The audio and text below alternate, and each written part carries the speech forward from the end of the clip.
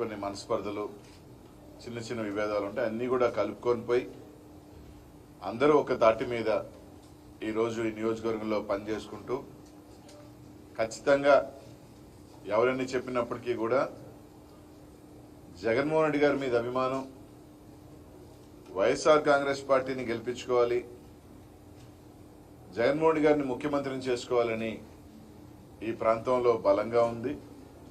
దానికి ఉదాహరణే జగన్మోహన్ రెడ్డి గారు మొన్న మేమంతా అనే సిద్ధం ఏదైతే సత్తెనపల్లిలో నియోజకవర్గంలో ర్యాలీ కానీ దారి పొడిగెత్తిన మీరు నకరేకలతో చూసినా, ఎక్కడ చల్లగుండ్ల దగ్గర ఆ ప్రాంతం చూసినా, ఇటు పక్క వచ్చి ధూళిపాల కానీ సత్తెనపల్లి ఊరు కానీ వెళ్ళేదాకా పల్నాడు వదిలేదాకా చూసినా ఊర్లు కదిలి రావటం కూడా చూడటం జరిగింది.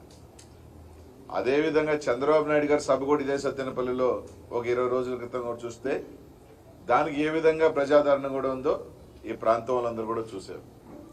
కాబట్టి ఇవన్నీ కూడా కలుపుకొని పోయి ఈరోజు అంబటి రాంబాబు గారు కానీ ఇక్కడ పెద్దలు మాజీ శాసనసభ్యులు ఎర్ర వెంకటేశ్వర రెడ్డి గారు కానీ డాక్టర్ గారు కానీ గుబాన్ కానీ భాస్కర్ గారు ఇంకా ఎంతమంది ఉన్న ప్రతి ఒక్క గ్రామంలో చిన్న చిన్నవన్నీ కూడా అన్నీ కూడా ఒక తాటి మీద రావడం కూడా జరిగింది. అందరూ కూడా ఈరోజు రాంబాబుని తప్పకుండా ఇక్కడ ఎమ్మెల్యేగా అలాగే ఎంపీగా తప్పకుండా మంచి మెజారిటీతో రాబోతా ఉంది. ఈ నియోజకవర్గం వైఎస్ఆర్ కాంగ్రెస్ పార్టీకి కంచుకోట విధంగా కూడా రేపు మళ్ళీ కూడా గెలవబోతా ఉన్నాం.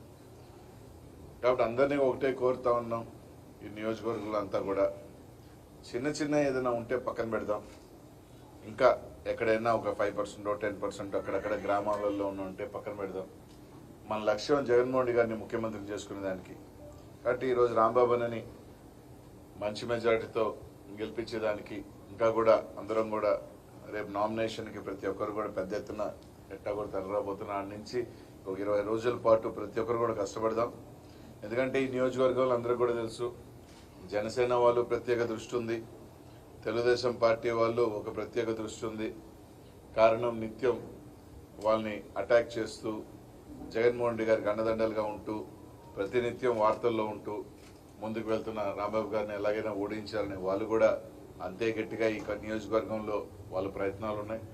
అయినప్పటికీ కూడా ఎవరెన్ని ప్రయత్నాలు చేసుకున్నప్పటికీ కూడా ఖచ్చితంగా కూడా ఈ ప్రాంతంలో మళ్ళీ వైఎస్ఆర్ కాంగ్రెస్ పార్టీ గెలవబోతుందని చెప్పి తెలియజేసుకుంటూ ఈరోజు దాదాపు అందరూ కూడా ఈరోజు ప్రెస్కి రావటం, అందరూ కూడా ఒకే వేదిక మీదకి రావటం ఒక శుభ పరిణామంగా ఇంకా కూడా రేపు నామినేషన్ వేసే ముందే బట్ ఇంకా కూడా ప్రతి ఒక్కరు కూడా కష్టపడదాం.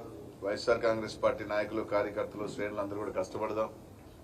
ఒకటే ఆలోచన చేయండి, చిన్న ఒక కుటుంబంలో పక్కన పెట్టుకొని మన పెద్ద ఆలోచన జగన్మోహన్ రెడ్డి గారు ముఖ్యమంత్రి అవ్వాలి.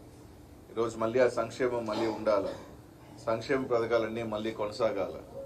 ఇవన్నీ కొనసాగాలి అంటే మనం చేసే చిన్న పొరపాటు కానీ తప్పకుండా కాలక్రమాన అన్నీ కూడా సర్దుకుంటాయి కూడా అని చెప్పి తెలియజేసుకుంటూ ప్రతి ఒక్కరూ కూడా ఈ నియోజకవర్గంలో ఖచ్చితంగా కూడా మంచి మెజారిటీతో సత్తెనపల్లి నియోజకవర్గం వైఎస్ఆర్ కాంగ్రెస్ పార్టీ జెండా ఎగరబోతుందని చెప్పి మీ అందరికీ కూడా తెలియజేసుకుంటూ అలాగే ఎంపీగా కూడా 24వ తారీఖున నామినేషన్ అయిపోతా ఉన్నాం. నేను నర్సరావుపేటలో గోపిరెడ్డి సీనన్న అదే రోజున అయిపోతా ఉన్నాం. కాబట్టి మీ అందరి ఆశీస్సులు, దీవెనలు ఎంపీగా కూడా నాకు ఉండాలని చెప్పి మనస్ఫూర్తిగా అందరినీ కూడా కోరుకుంటూ ఆ రోజు మీ అందరి ఆశీస్సులు, దీవెనలు కూడా ఇవ్వాలని చెప్పి మనస్ఫూర్తిగా అందరినీ కూడా 24వ తారీఖున వేసే నామినేషన్కి పల్నాడులో ఉన్న ప్రతి ఒక్కరు కూడా అన్ని నియోజకవర్గాల ప్రజలు, నాయకులు అన్ని ఆశీస్సులు ఇవ్వాలని చెప్పి మనస్ఫూర్తిగా కోరుకుంటూ ఖచ్చితంగా రానున్న 13వ తారీఖున 7 అసెంబ్లీ నియోజకవర్గాలు నర్సరావుపేట పార్లమెంట్లో గెలవబోతా ఉన్నాం. జూన్ 4న రిజల్ట్ చూడబోతున్నాం అని చెప్పి తెలియజేస్తా ఉన్నాం.